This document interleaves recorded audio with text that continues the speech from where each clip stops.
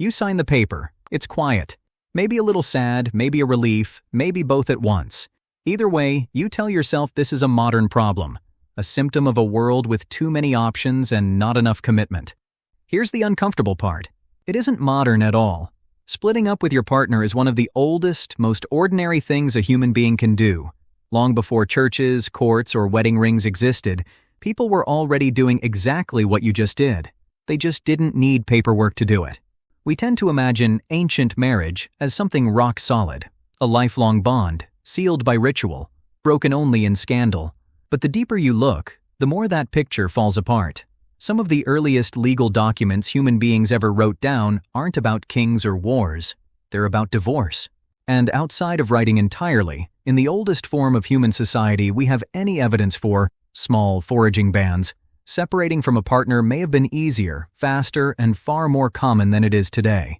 So what actually happened when an ancient couple decided they were done?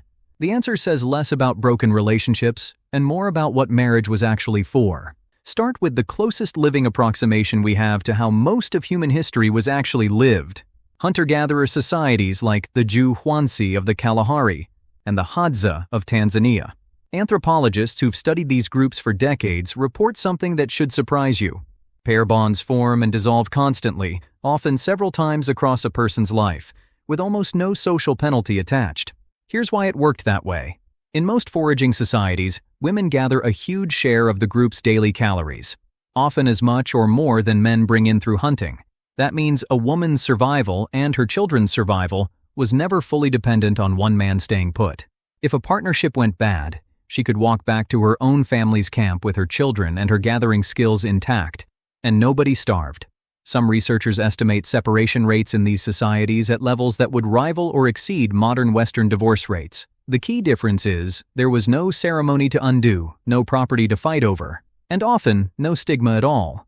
This is the part that should reframe everything.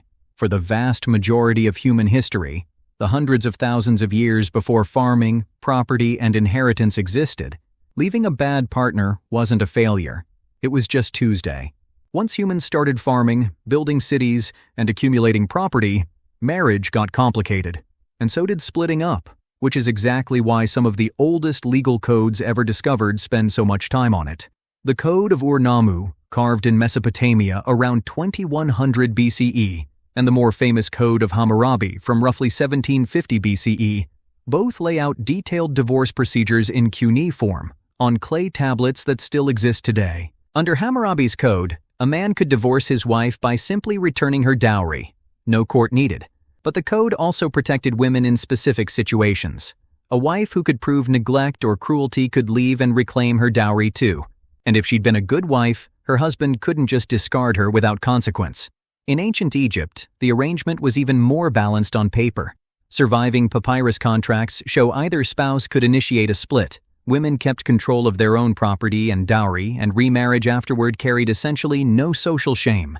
Which means the traditional lifelong marriage a lot of people picture as ancient and universal is actually a much narrower, later invention, layered on top of a much older, more flexible system that property and farming had only just started to complicate. Here's the part that should genuinely unsettle you.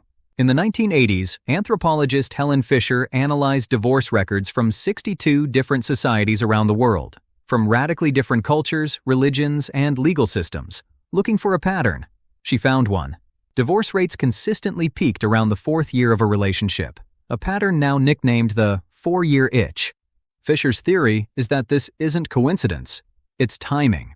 In ancestral environments, a human infant typically became mobile and less totally dependent on constant care around age 4.